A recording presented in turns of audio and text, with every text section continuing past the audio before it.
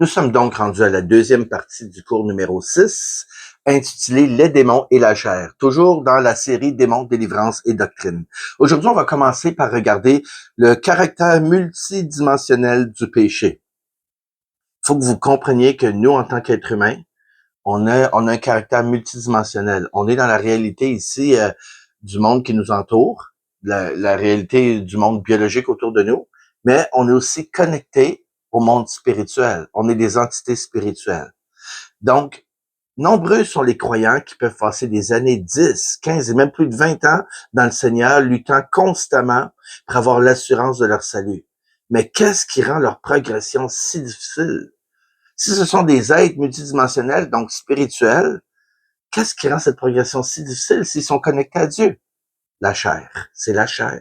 Tous les jours de notre vie, nous devrons lutter contre la chair, contre le monde et contre les esprits méchants. Trois choses, contre la chair, contre le monde et contre les esprits méchants dans les lieux célestes. Or, plusieurs ont pris cette tendance de cumuler ces trois réalités qu'est la chair, le monde et les esprits méchants en une seule qu'ils identifient comme étant la chair. Et ce n'est pas une bonne chose. Parce qu'ils voient le péché comme venant strictement de leur chair, c'est quoi le résultat? Il en résulte qu'ils adoptent une mauvaise opinion d'eux-mêmes. Ceux-ci se voient comme étant constamment des faibles dans leur foi et vulnérables dans leur marche. Ainsi, ils ne peuvent marcher dans la victoire et dans l'assurance de l'amour du Père, ce qui est très important ici. L'amour du Père a une place centrale dans la délivrance. Il est vrai que ceux-ci ressentiront parfois des épisodes de la gloire de Dieu dans leur vie, mais ils n'atteindront jamais le statut d'homme ou de femme complètement libre en Christ. Or, la liberté que Christ désire pour nous, c'est la liberté de se savoir entièrement aimé afin d'être entièrement libre de l'aimer sans crainte et sans restreinte. Aucune religion dans le monde va vous offrir cela. Bien au contraire, les religions du monde existent pour essayer justement de nous empêcher, de nous contraindre à comprendre cet amour et à rentrer dans cette relation. Donc, il y a comme un voile qui est là pour empêcher de voir la gloire de l'Évangile et de saisir l'amour du Père. Amour du Père à laquelle nous sommes appelés à répondre par l'amour aussi.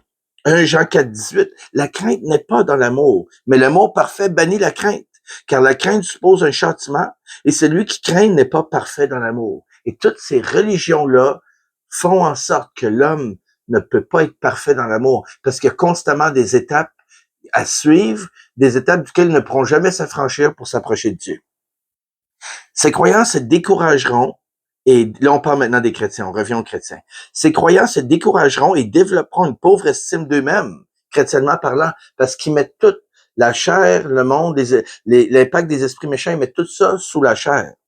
Tant et aussi longtemps qu'ils ne vivront pas un éveil par rapport à la grâce de Dieu, ils vont se décourager. Ils développeront une pauvre estime d'eux dans leur foi. Même s'ils ne le disent pas ouvertement, ils vont le garder secrètement à l'intérieur. Ils ne comprendront pas la profondeur de leur nouvelle identité en Christ, tant et aussi longtemps qu'ils ne mettront pas la main sur des enseignements ou des livres à caractère spirituel qui expliquent l'amour de Dieu à leur égard. Un des exercices qui nous aidera à croître en assurance et en intimité avec Christ est de s'appliquer à bien comprendre le côté multidimensionnel du péché. Contrairement à la pensée populaire, le péché n'est pas un problème qui est confiné à notre chair. C'est un problème qui se joue sur les trois dimensions mentionnées qu'on va regarder séparément. Là, vous m'excuserez, je vous montre une image probablement à l'envers sur votre caméra, mais si vous voulez les notes avec ces images-là, je vous les enverrai volontiers, juste me le dire. On voit les trois aspects multidimensionnels du péché que je vais vous lire. Le premier, c'est la dimension surnaturelle, la petite flèche en haut de l'homme. Le péché est un problème surnaturel. Il vient des lieux célestes. Éphésiens 6, 12. On va se pencher sur chacun d'entre eux. Le péché est un problème personnel qui vient de l'intérieur aussi. Donc, Romains 7, 17. Et le péché est un problème social qui est répandu dans le monde. Donc, il y a la dimension surnaturelle, la dimension sociale, le monde, et la dimension personnelle, la chair. Là, on va les lire en ordre. La dimension surnaturelle. Dans les lieux célestes, quand les forces du mal assaillent les pensées, nombreux sont ceux qui luttent contre elles, s'identifiant à leur combat intérieur. Imaginez-vous, tu as des entités qui te jettent des flèches, comme l'apôtre Paul dit, des flèches enflammées. Que ce soit des pensées de la colère, des mauvaises pensées, de la perversion. Ces gens-là s'identifient à leurs attaques spirituelles. Ils se voient comme étant la source même de leurs pensées, se croient constamment souillés et par le fait même se voient comme étant incompatibles de recevoir pleinement l'amour du Père. Alors, l'amour du Père, vous allez le saisir à travers ce cours, est tellement important dans la délivrance. On voit des gens prier pour des gens, chasser des démons, crier, hausser le temps. La première chose à faire comprendre à quelqu'un, c'est l'amour du Père pour lui. D'ailleurs, s'il y a un esprit là-dedans, il va se mettre à grouiller. Souvent, pendant la louange, justement, quand la présence de Dieu descend, qu'est-ce que l'esprit qui essaie de tourmenter l'homme il va sentir l'amour, la présence de Dieu. Il va pas être bien. C'est souvent dans des cas comme ça qu'on voit que quelqu'un a une entité qui l'harcèle. Donc, la dimension surnaturelle du péché, oui, il y a des combats intérieurs, mais ils sont causés par l'extérieur. C'est les forces du mal qui assaillent les pensées. Deuxièmement, il y a la dimension du monde. C'est-à-dire dans la dimension sociale, la terre a été lourdement affectée par le péché. La mort règne autant dans l'homme que dans la nature, qui est livrée à la vanité. Les effets du péché se font ressentir dans toutes les cultures de l'homme, dans toutes les stratas de la société. Sur une base anthropologique, l'homme s'est développé, il s'est acclimaté dans son environnement avec la réalité du péché, comme étant un élément tellement présent qui est devenu pour l'homme, pour lui, une vérité aussi élémentaire que le jour et la nuit. Le péché est donc dissous dans tout ce qui gravite autour de nous. Mœurs et traditions, lois et gouvernement, langue et communication, ainsi que dans toutes les autres dynamiques sociales. L'homme ou la femme qui naît de nouveau se retrouve immergé dans ce monde imbibé de péché. Nous devenons donc des pèlerins sur une terre étrangère. Pour le pèlerin, il y a deux extrêmes à éviter. Le premier est celui d'accepter la réalité du péché autour de nous et de graduellement baisser les bras en percevant celui-ci avec légèreté. L'autre extrême est de se culpabiliser pour les tentations, les invitations et les incitations au mal qui gravitent autour de nous et des effets que ceux-ci produisent sur notre chair. Dieu connaît le contexte dans lequel nous vivons. Il sait très bien. Et celui-ci prie pour nous-mêmes. Romains 8, 34. De plus, Christ a dit au Père, je te prie pas de les ôter du monde, mais de les préserver du mal. Donc, le Seigneur comprend très bien dans quel contexte nous sommes. Quand Jésus il dit au Père de nous préserver du monde, ne pas nous ôter du monde. C'est dans Jean 17, 15. Dieu est bien au courant du mal qui fourmille de par le monde. Et il ne nous tient pas responsables pour les pressions qui se présentent devant nous. Le chrétien ne devrait pas accepter la culpabilité des pressions qu'il ressent, mais devrait toutefois et à tout prix éviter de tomber. Donc, quand tu as des tentations, des pensées qui viennent, t'as pas à te culpabiliser pour ça. Il y a des gens qui vont dire, oui, mais tu as fait le péché dans ta tête. Ça dépend. On peut pas, un oiseau peut voler en haut de ta tête, mais si tu laisses l'oiseau venir faire son nid sur ta tête, oui, là, tu as un problème. Mais tu peux pas, la pensée vient comme un oiseau qui vole en haut de ta tête. Tu peux pas te sentir coupable pour ça. Mais si tu laisses l'oiseau, tu l'attires, tu entretiens des pensées qui laissent l'oiseau bâtir son nid. On va regarder ça plus tard quand on va regarder les forteresses spirituelles dans le prochain cours, puis les faux raisonnements et tous les plans de l'ennemi pour que les chrétiens soient pas en paix avec eux-mêmes, avec Dieu et avec leur vie. Donc, la première dimension, c'est la dimension surnaturelle, donc les démons qui jettent des idées. Deuxièmement, les dimensions du monde, donc le monde autour de nous qui est chargé, hein, qui est atteint, qui a été transformé dans une culture qui est littéralement mélangée avec le péché. Et troisièmement, la dimension personnelle, c'est-à-dire intérieure. Le péché est présent dans la chair et il n'y a rien à faire pour le sortir de là. Romains 7, 24 à 25. Dieu s'attend à ce que l'on cherche constamment à dominer sur notre chair pour l'assujettir. Par contre, faut pas être trop sévère avec nous-mêmes, dans le sens que nous avons droit à l'erreur. Un des pires agents paralysants pour le chrétien est son sens du devoir inaccompli face au combat contre la chair. Écoute, comprends-le tout de suite, OK? Ce sentiment de devoir inaccompli, si t'attends qu'il soit accompli, tu vivras jamais ta vie chrétienne pleinement. Tu vas tout le temps vivre une vie de combat et de déception. Il faut que tu comprennes que le péché ne sortira pas de la chair. Quand l'apôtre Paul dit « Qui me délivrera de ce corps de mort? » Il parlait d'une torture qui se faisait à l'époque où les Romains attachaient le cadavre après un gars. Ils attachaient un cadavre, ses mains après tes mains, sur ton dos, là. Puis ils t'attachaient le corps du gars sur ton dos, sa tête attachée à ta tête. Puis le corps te pourrissait dessus. C'est ça, le corps de cette mort. Puis c'est une image forte que l'apôtre Paul utilise, qui dit « Qui me délivrera du corps de cette mort? » Parce que l'individu restait dans sa cellule avec un cadavre qui pourrissait sur le dos, puis il commençait à développer des boutons, à tomber malade, puis il mourait lui-même. Il était finalement infecté et affecté par la mort. Par la mort. Puis l'apôtre Paul fait référence à cette torture méchante, cruelle, quand il dit « Qui me délivrera du corps de cette mort? » Pour dire que notre chair est teinte, elle a le péché dedans et il n'y a rien à faire pour le sortir. C'est pourquoi il dit « Grâce soit rendue par Jésus-Christ notre Seigneur. » Donc ça prend la foi. Ça prend la foi, la notion que ton esprit est connecté à celui de Dieu, tu es sauvé. Ta chair, ton âme, tu les soumets quotidiennement à l'esprit. C'est un combat quotidien, mais il ne faut jamais oublier que ton esprit est un. T'es une branche avec Christ. Et c'est là que ça compte le plus, parce que la chair va mourir. Christ va la ressusciter. Donc, il faut que tu saches que Christ t'a déjà libéré. Donc, celui-ci traîne continuellement le sentiment de défaite à cause du combat avec la chair. Parce qu'il y a ce sentiment de devoir inaccompli, de vivre jour après jour avec une nature charnelle déchue. Et les pauvres individus vivant avec cette nature déchue, voulant essayer d'accomplir l'inaccomplissable, si ce mot-là existe, de vivre jour après jour avec cette nature charnelle, ben avec le temps, leur assurance baisse. Ils n'ont pas une bonne estime d'eux-mêmes chrétiennement parlant. Frères et sœurs, c'est une distraction, ça. C'est une distraction. L'apôtre Jacques dit, nous bronchons on bronche à tous les égards. On est faible. On n'a pas besoin de prouver qu'on est fort. On est faible. Par contre, c'est l'Esprit de Christ en nous qui nous fortifie. C'est pour ça qu'il faut rester justement humble. Dieu sait de quoi nous sommes faits. Il sait également que nous allons occasionnellement pécher. Et celui-ci peut compatir avec nos faiblesses. Ça ne veut pas dire qu'il accepte le péché. Ça ne veut pas dire qu'il faut devenir mou pour commencer à accepter le péché. Non, non, non, non, non. On parle de deux choses complètement différentes ici. On parle de notre nature. On parle pas d'accepter le fait qu'on a une nature pécheresse. Bien que Christ nous a acceptés, nous a sauvés, il nous améliore petit à petit. Il y a une chose d'accepter. Nous, on apprivoise cette nouvelle existence. Donc, d'être né de nouveau, éclairé par Dieu, mais avec une nature pécheresse. On ne l'accepte pas, on l'apprivoise. Un autre A ici. On apprend à vivre avec, c'est-à-dire à s'humilier quotidiennement, oui, à se repentir absolument, mais à se relever fermement, parce que l'Esprit de Dieu vit en nous.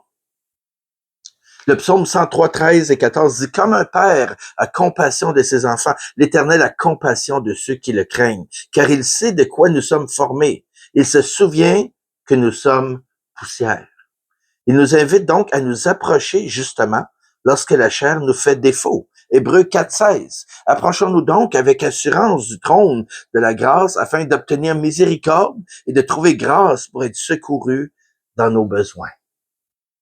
Mais quel est ce besoin dont parle l'auteur de l'Épître aux Hébreux? Ce besoin, c'est quand nous avons péché et que nous sentons que notre chair nous prive de la présence et de la paix de Dieu. Je dis bien que nous sentons. Ça ne veut pas dire que la présence et la paix de Dieu ne sont pas là. Donc, certains tombent si profondément dans la culpabilité qu'ils en viennent même à croire qu'ils ne méritent pas la grâce de Dieu. Et ils sont beaucoup plus nombreux qu'on le pense.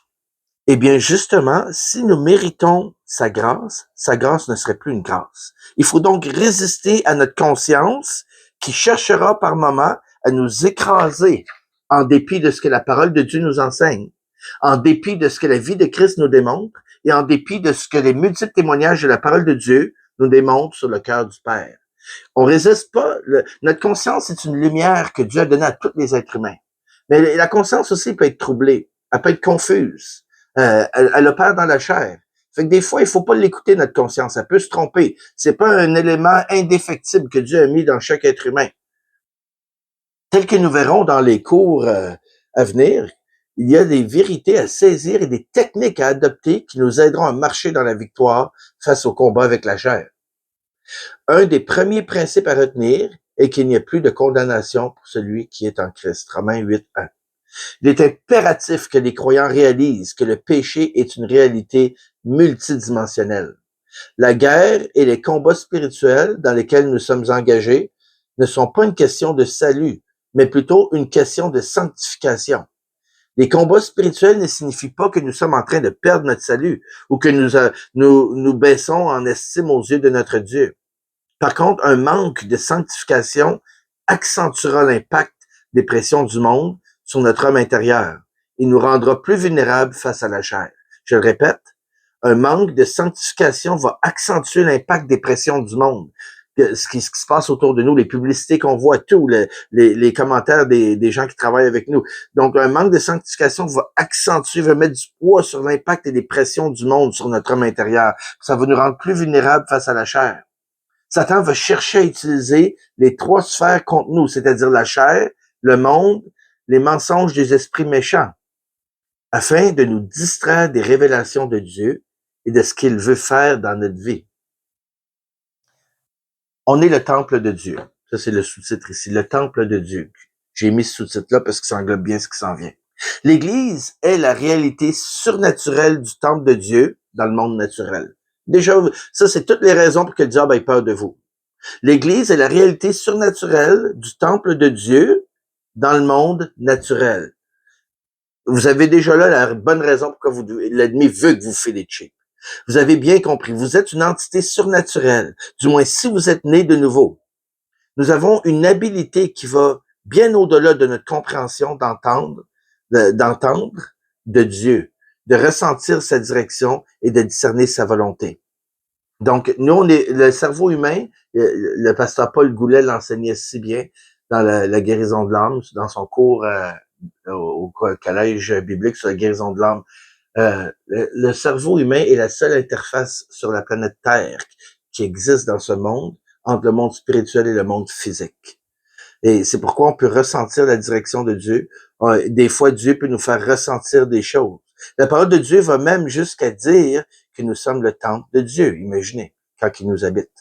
1 Corinthiens 6, 19. Ne savez-vous pas que votre corps est le temple du Saint-Esprit qui est en vous, que vous avez reçu de Dieu et que vous ne vous appartenez point à vous-même? Un des blocages dans la vie des croyants par rapport à la puissance et à la providence de Dieu dans leur vie est que ceux-ci acceptent volontiers de s'identifier à Christ, sans toutefois être prêts à lui appartenir quotidiennement. Appartenir à Christ, c'est bien plus qu'un credo de foi. C'est une notion même que nous dépendons de lui et qu'il veut mettre à l'œuvre. Et il veut nous mettre à l'œuvre, excusez, dans l'application de ses plans et non des autres. Et non de les nôtres. Je le répète. Appartenir à Christ, c'est bien plus qu'un credo de foi. C'est la notion même que nous dépendons de lui et qu'il veut nous mettre à l'œuvre. Il veut qu'on se mette à l'œuvre dans l'application de ses plans et non des nôtres. Parce que la chair va vouloir faire nos plans. Dieu a un plan pour chacun d'entre nous. Or, si on n'a pas la notion qu'on appartient à Christ, si on l'appartient juste avec nos mots ou avec notre confession de foi, et si on n'a pas la notion de l'amour du Père, comment on va rentrer dans les plans de Dieu? Il y a des gens qui attendent encore le moment magique où une éclair va descendre du ciel puis les appeler dans leur destin. Votre destin commence en fait dans la notion de l'amour de Dieu pour vous et de cet amour qui répand à travers vous. Le temple de Dieu était composé à l'époque, dans le désert, dans le désert en Israël. Je parle pas de la tente, je parle du temple. Le temple de Dieu était composé de 3 lieux. La cour extérieure, le lieu saint et le lieu très saint. Aussi invraisemblable que cela vous semble, l'enfant de Dieu est en quelque sorte constitué de la même manière. On est fait comme ça. On va regarder ensemble un schéma tout à l'heure, là. Mais malheureusement, faute d'avoir été sensibilisés et enseignés à la réalité que nous sommes le temple de Dieu, plusieurs chrétiens n'ont jamais su développer leur sensibilité spirituelle. Donc, ceux-ci connaissent la volonté globale de Dieu par sa parole, sa volonté générale par le biais de la conscience, et troisièmement, ils connaissent pas la volonté spécifique de Dieu pour leur vie. Donc, il y a la volonté globale. OK. Qu'est-ce que la parole de Dieu dit en général? Fais pas ci, fais pas ça. OK. Ce qui est saint, ce qui est pas saint. Puis sa volonté générale. Donc, notre conscience. OK, ben, ma conscience me dit qu'il faut pas faire ça, faut pas faire ci, qu'il faut que j'agis comme tel. Mais ils connaissent pas la volonté spécifique de Dieu pour leur vie, la direction pour leur vie, les dons naturels que Dieu leur a donnés et les dons spirituels qu'il veut vous donner et développer. Matthieu 4,4. Jésus répondit, il est écrit, l'homme ne vivra pas de pain seulement, mais de toute parole qui sort de la bouche de Dieu. C'est comme ça qu'on va connaître, justement, sa volonté spécifique pour notre vie. Faute d'avoir appris à recevoir directement de l'Esprit de Dieu et à s'être habitué à suivre sa volonté, ces chrétiens obéissent sur une base générale à la volonté de Dieu, mais pour la collectivité des hommes. Ce qui nous pousse, nous, évangéliques, vers la prison religieuse si on fait pas attention. Ici, je vous montre un schéma on va regarder ensemble, encore une fois, un schéma qui me fera plaisir de vous envoyer. Un schéma rapide sur le temple de Dieu. Nous, la cour extérieure, c'est le corps. On est fait en 3 parties. La cour extérieure, c'est le corps. Donc, la partie du temple qui est vue aux yeux de tous et où l'homme est tenu d'obéir aux commandements de Dieu. Donc, ça, c'est la volonté de Dieu, comme on a vu, la volonté globale de Dieu, celle qui paraît à l'extérieur, le témoignage. Après, on a le lieu saint, ça, c'est l'âme. C'est le lieu de la dualité. C'est le lieu où il y a les combats. C'est le lieu où les deux natures vont se faire la guerre et c'est à cet endroit que le combat spirituel se joue. Le combat spirituel a bien beau s'appeler spirituel, mais il se fait pas au niveau de votre esprit. Il se fera toujours au niveau de votre âme parce que vous êtes né de nouveau et votre esprit est assis dans les lieux célestes avec Christ. Votre esprit est le lieu très saint qu'on va voir dans un instant. Mais l'âme, c'est le lieu saint. C'est nous qui devons le garder saint. Oui, c'est un travail quotidien. Oui, ça demande une discipline. Comme dans le temple, le lieu saint, il y avait une discipline pour qu'il reste saint. Et c'est à cet endroit que le combat spirituel va se jouer, où on décide qui nous allons écouter, la chair, le diable ou l'esprit de Dieu. Donc, on a la cour extérieure qui est le corps, on a le lieu saint qui est l'âme, et troisièmement, on a le lieu très saint, qui est l'esprit de l'homme. Et c'est triste parce que pour les gens qui n'ont pas accepté Jésus, le lieu très saint est loin d'être saint. L'âme n'est pas un lieu saint. Et la cour extérieure est complètement inondée du monde. Mais pour l'enfant de Dieu, donc l'esprit de l'homme, c'est le lieu secret où Dieu réside en nous. C'est dans ce lieu que Dieu communique avec nous. Et c'est à cet endroit précis que ce qui se fait dans le temple, le corps, devrait être déterminé. Parce que ce qui se fait dans le lieu très saint va affecter toutes les stratas de l'être humain. Elle va affecter l'âme, qui est le lieu saint, et elle va affecter la cour extérieure, qui est le corps. Et dans le verset si haut, qu'on a vu ensemble, Jésus ne parle pas seulement de la parole déjà sortie de la bouche de Dieu, mais de toute parole qui sort de la bouche de Dieu. L'homme ne vivra pas de pain seulement, mais de toute parole qui sort de la bouche de Dieu. Il ne dit pas de toute parole qui est sortie de la bouche de Dieu. Il dit un acte qui est continu, de toute parole qui sort de la bouche de Dieu, parce que Dieu continue à parler, il va parler jusqu'à l'Apocalypse, jusqu'à pendant l'Apocalypse, jusqu'après l'Apocalypse, pendant tout le millénium, Dieu va toujours parler à son peuple. Si vous êtes son peuple, Dieu vous parle. Si vous n'êtes pas son peuple, pendant que vous êtes vivant dans votre corps biologique, Dieu vous parle. Mais le jour où vous allez mourir, si vous n'avez pas Christ, vous serez complètement coupé de Dieu. Vous serez complètement coupé de toute parole d'espoir qui pourrait vous donner d'amour et d'affection, ce qui est tragique. Ce qui est la seconde mort, c'est d'être jeté dans les temps de feu, loin de Dieu pour toujours. Mais par contre, si vous êtes enfant de Dieu, c'est-à-dire, pas si vous avez adhéré à une église quelconque, mais si vous avez accepté Jésus dans votre cœur, vous avez dit, Seigneur, déménage dans mon cœur, amène tes boîtes, t'es chez toi ici. Puis tu dis, moi, je te suis maintenant, j'enfile les sandales de Jésus, je te suis. Là, tu vas naître de nouveau. Tu vas naître de nouveau. C'est comme dans la matrice, tu vas prendre la pilule qui va te faire voir le monde complètement différemment. C'est pour ceux qui aiment les images d'Hollywood. Vous allez voir le monde complètement différemment parce que vous allez naître de nouveau. Vous allez commencer à voir le monde comme Christ le voit. Ça, c'est l'expérience de tous les hommes et les femmes qui sont nés de nouveau. Nous sommes des millions de par le monde. Il y en a parmi les baptistes, parmi les pentecôtistes, parmi les presbytériens, parmi les catholiques charismatiques. Il y en a partout, parmi les anglicans charismatiques. Dieu répand son esprit partout où l'homme lui lève les bras. Donc ici, excusez, je vais reprendre où j'étais rendu. Dans le verset si haut, je disais, Jésus ne parle pas seulement de la parole qui est déjà sortie, mais de celle qui sort, de toute parole qui sort de la bouche de Dieu, de celle qui nous maintient, qui nous garde en vie, justement, spirituellement. Sinon, il aurait été écrit que l'homme ne vivra pas de pain seulement, mais de toute parole qui est sortie de la bouche de Dieu. C'est pas ça qui est écrit.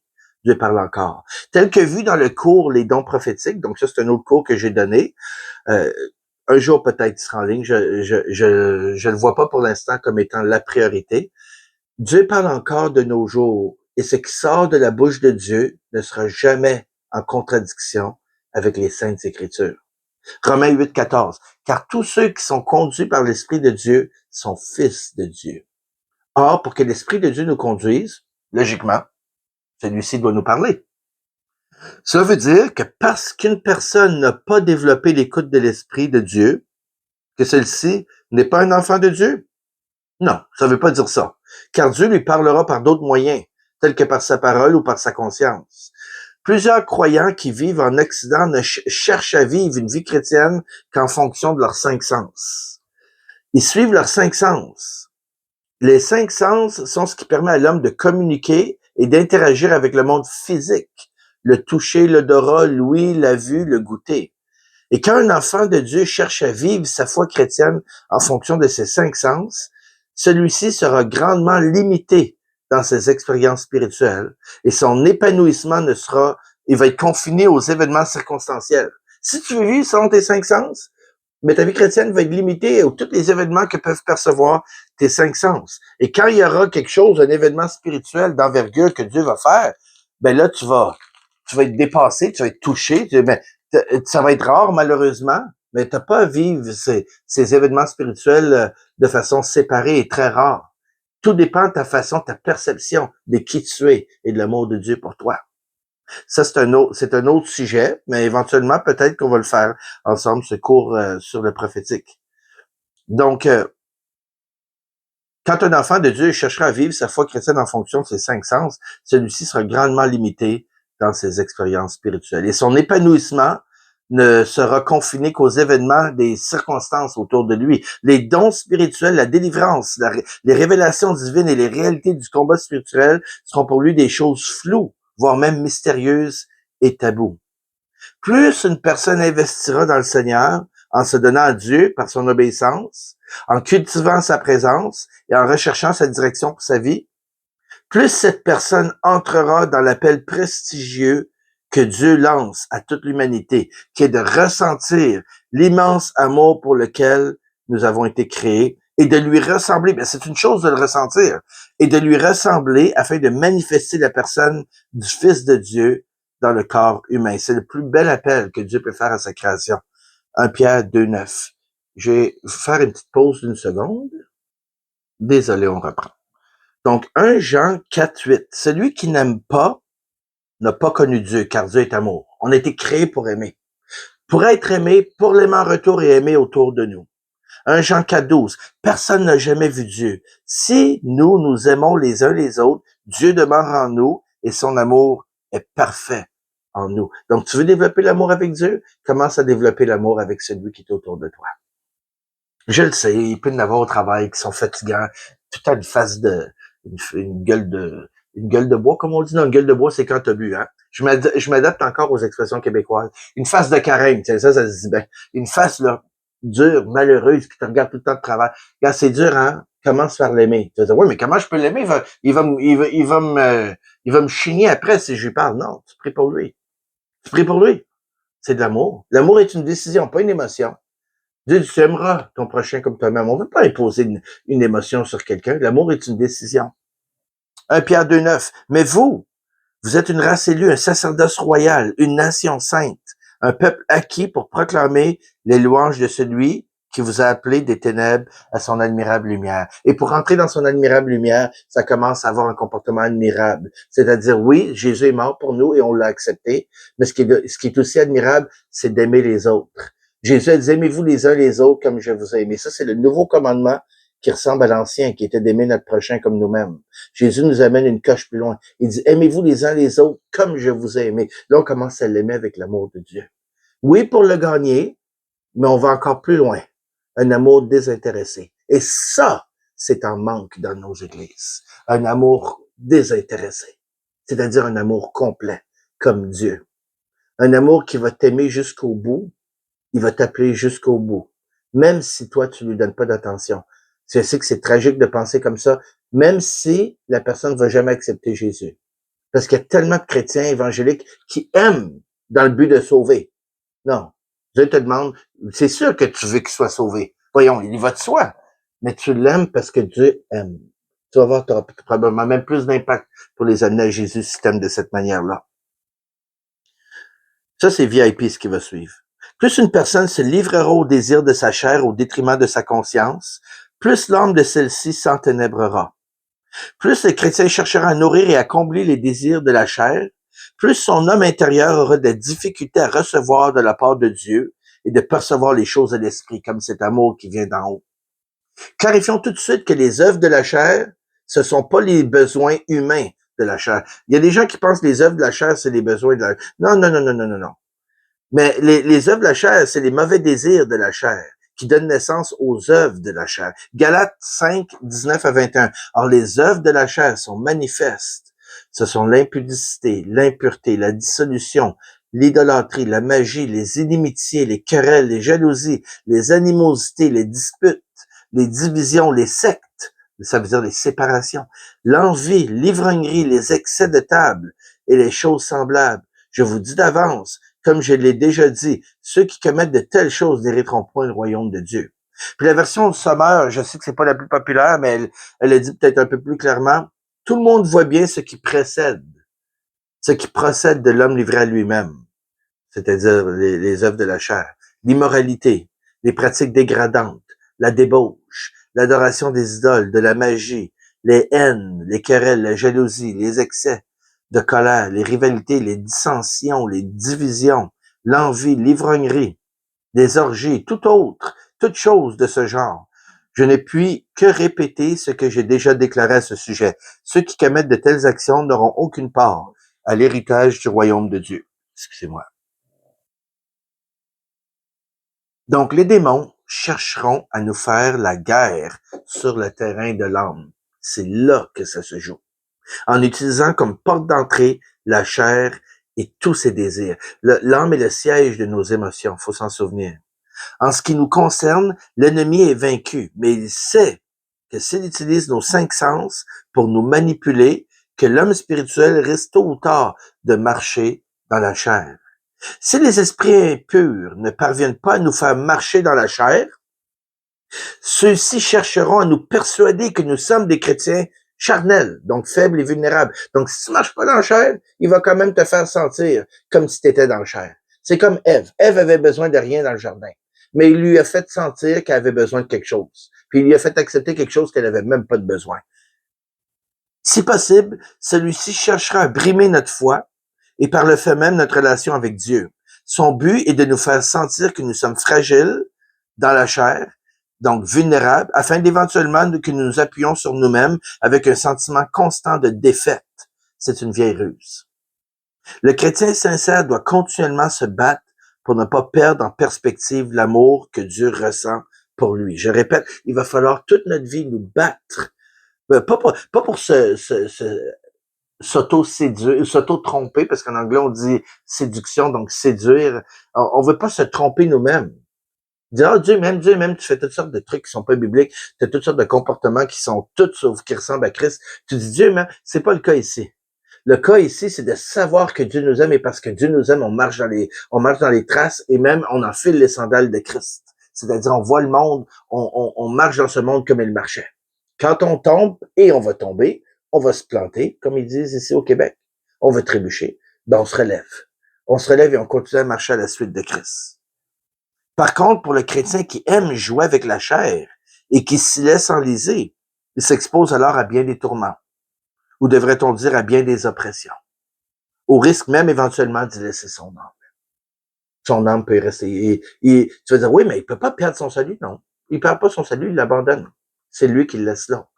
Parce que Dieu est tellement bon qu'il va l'appeler plusieurs fois, pendant longtemps.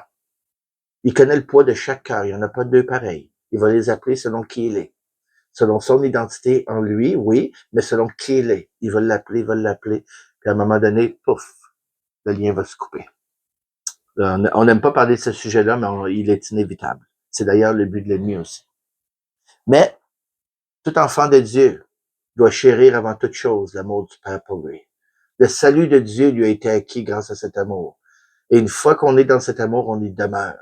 On y demeure. Et on se règle, régler nos montres, on se règle à l'amour de Dieu dans notre comportement à tous les jours. Justement pour être à des lieux de cette philosophie où on abandonne Dieu pour marcher dans la chair. C'est pour ça qu'elle est tellement il est tellement important qu'on garde la notion qu'il faut se battre pour garder cet amour en nous. Parce que l'ennemi va essayer de nous mentir et nous faire croire autrement. Le continuum du péché et de la chair, ça c'est un sous-titre. Le continuum du péché et de la chair. Quand une personne tolère les œuvres de la chair, éventuellement celle-ci laissera libre cours aux impulsions de sa chair. Ici, on ne parle pas de quelqu'un qui a abandonné son salut, là. Pas encore, du moins. Par la suite, l'individu entrera dans un cycle que l'on peut appeler le continuum du péché et de la chair. Donc, encore une fois, moi et mes schémas, je vous montre un schéma. Je vous l'envoie. Si vous me le demandez, vous recevrez.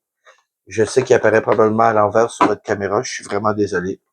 Donc, regardons ensemble le continuum de la chair. Premièrement, ça commence avec des pensées. 2 Corinthiens 10, 3, 5. Vous regarderez 2 Corinthiens 10, 3, 5. Après, c'est des choix. Galates 5, 16 ou 1 Jean 2, 15. Et après, ce sont des habitudes. 2 Pierre 3, 17.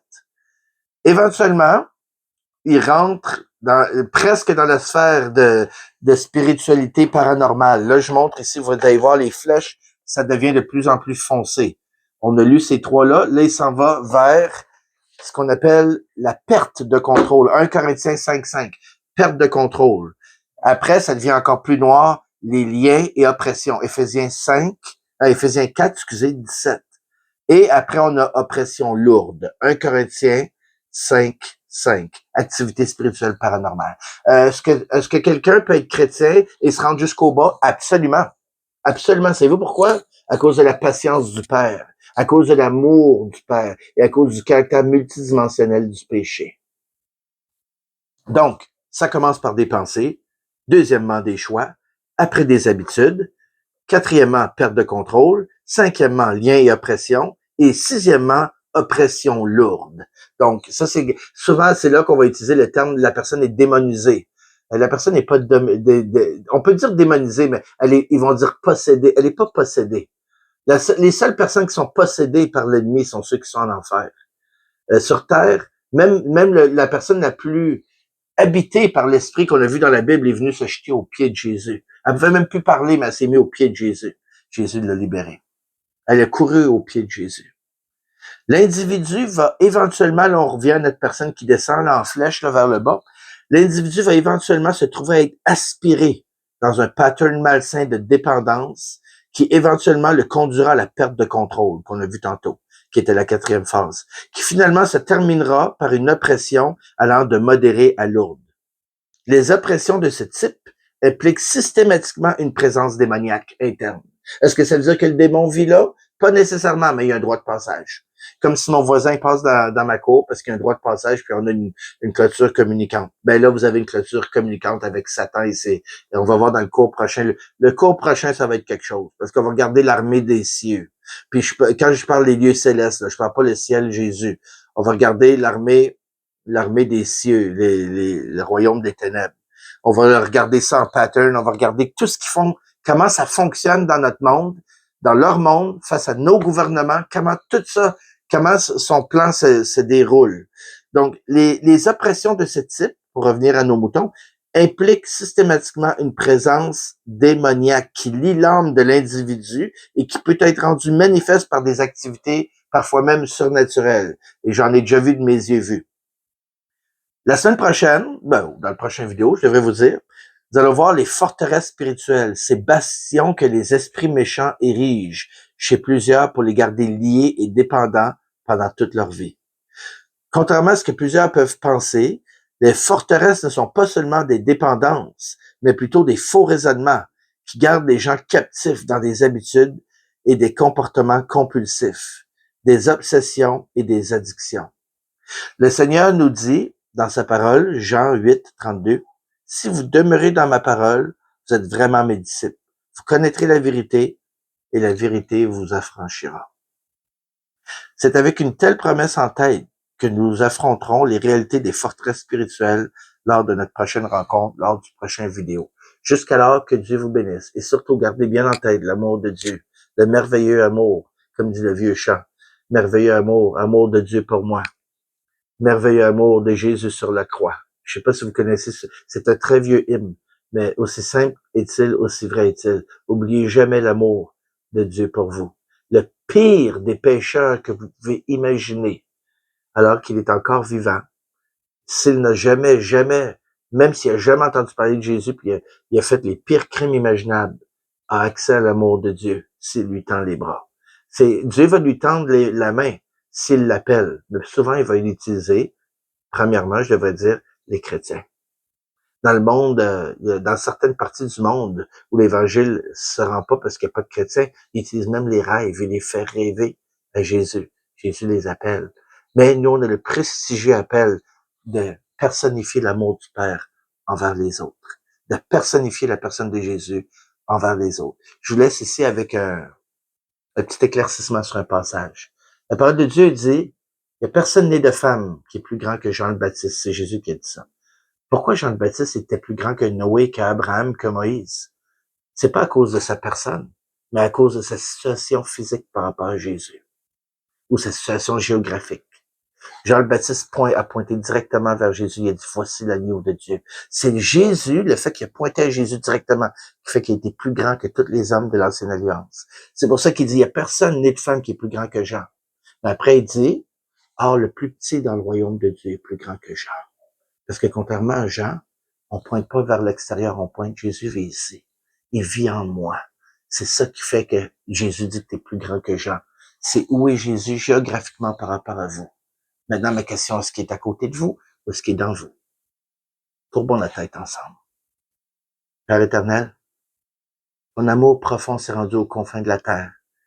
Il s'est rendu, Seigneur, partout, mais il y a encore des endroits où l'écho de ta voix n'a pas résonné dans toute son ampleur.